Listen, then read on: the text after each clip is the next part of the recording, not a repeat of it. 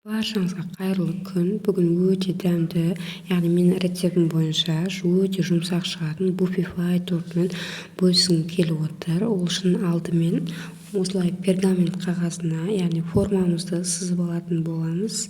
Яғни менде бұл жерде 24 форма жақсылап сызып аламыз. Дөңгелек етіп әр пергамент қағазымызға, яғни 4 параққа.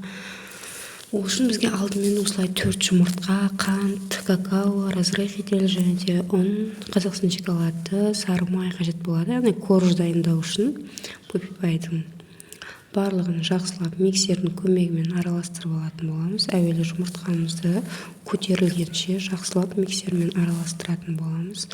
Мінекей жұмыртқамыз көтерілді, және де қантымызды жай-жайдан қосып араластырып алатын боламыз. Және де қантымызды араластырып болғаннан кейін біз какаомызды қосатын боламыз. Яғни барлығын мөлшерін мен осы видеоның астына жазып қоямын, қанша грамм салу керектігін. Сол жерден қарап жасасаңыздар, барлығы өте дәмді шығады. Жақсылап миксердің көмегімен араластырып. Және де достар, бұл жерде айта кететіні, өте шұңғыл ыдысқа араластырсаңыздар, ол жан-жағына көп шашырмайтын болады. Яғни өте шұңғыл ыдыста араластыруға кеңес беремін. Және де мен жаңа газге қазақстан шоколады мен майды жақсылап қыздырып алдым. Яғни астын қатты жақпаймыз, кішкене жай отта ғана қыздырып алатын боламыз. Және де бұл шоколадымыз бен сары май араласқанын осы ыдысқа салып, тағы да миксермен барлығын араластырып алатын боламыз. Жақсылап араластырып алғаннан кейін, яғни біз қопсытқышымызды салатын боламыз. Қопсытқышымызды да жақсылап араластырып болғаннан кейін, ұнымызды салып, жақсылап араластырып алатын боламыз. Яғни мен бұл жерде ұн салған видеом түспей қалыпты. Мен електен өткізіп ұнды салдым. Және де одан кейін формамызға, яғни жаңа домалақ қылып сызып алдық қой, сол формамызға қасықтың көлемімен осылай жағып шығатын боламыз. Яғни бұл жерде өте аккуратны, жиегінен шықпай, әдемі етіп жайып шығатын боламыз. Және де достар, бұл жерде біркелкі тегістігіне қарап өздеріңіз жаятын боласыздар. Менде бұл жерде 4 қасықтай кетті, яғни бір домалақ формаға, ана үлкен қасықпен.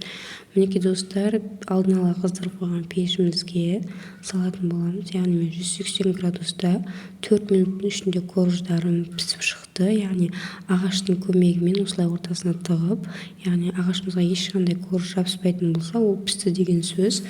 Мінекей коржымыз дайын болды, өте жұмсақ. Және де осылай ыссы күйінде екінші бетін айналдырып алу үшін бетіне, яғни пергамент қағазын қойып, айналдырып екінші бетін осылай ыстық күйінде алатын болсақ, өте жұмсақ алынады. Және де осылай 4 коржымызды дайындап алдым. Яғни бір коржымыз пісіп жатқан кезде екінші коржға мен осылай домалақ ретінде ішіне 4 қасықтан салып отырып дайындап алдым. Яғни әр коржымызды домалақтап сызып алып дайындаймыз. Және де креміне осылай творожный сыр қажет болады. Және де сливки өте салқын күйінде болу қажет. Және де 33-35% сливкилер өте жақсы болады. Және де сахарный пудра қосамыз. Яғни мен 150 граммдай қостым. Осылай творожный сырымызға салқын сливкимізді құйып, миксермен жақсылап араластыратын боламыз. Яғни ұзақ араластыруға болмайды. Ұзақ араластыратын болсақ, бұл жерде іріп кетуі мүмкін. Яғни кремнің көлем берген кезде миксерімізді айналдырып тоқтататын боламыз. Мінекей кішкене араластырғаннан соң мен сахарный пудрамды салып, тағы да араластырып алдым. Және де осындай миксеріміздің, яғни басымен ұстап көрген кезде біздің креміміз ешқандай төменге түспейтін болса, яғни жақсы араласқан болса, онда кремімізді сала беруге болады. Менде осындай кремге, яғни пленка бар, және де буфифайдың өзінің домалақ насадкасын қолданған дұрыс. Менде насадка болмаған соң пленканың жиегін домалақ етіп қиып алдым да.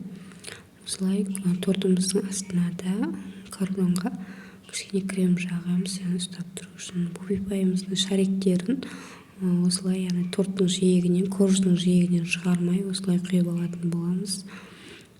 Дәл осындай қимылмен осылай жиектерін жасап шығатын боламыз. Мінекей достар, ортасына да сәл құйып осылай қасықтың көмегімен жайып шықтым. Және де корждардың жиегін біз пышақпен айналдыра әдемілеп кесетін болсақ, ол да өте әдемі көрінетін болады. Алғашында екі торттың пышақпен кесуді ұмытып кеткем. Мінекей үстіндегі екеуі корждар пышақпен кесілген өте әдемі көрінеді. Және де үстіндегі ганашына, яғни шоколадты ганашқа Қазақстан шоколадына және сливкиден 50 грамм қосып, яғни газде кішкентай жылытып, яғни ертіп алатын боламыз. Яғни бетіндегі ганашы мінекей араластырып тұрып, осылай вилканың көмегімен жақсылап ертіп алатын боламыз. Және де тортымызға құйып, оны осылай әдемі көлемде жағып шығатын боламыз. Достар, және де сіздерге видео ұнаған болса, маған тіркеліп, лайк басып, комментарий жазып отырыңыздар деп айтқым келеді. Және де холодильникке жарты сағаттай қойып қоятын боламыз. Өте дәмді буфи пайымыз шықты. Сіздерге рахмет.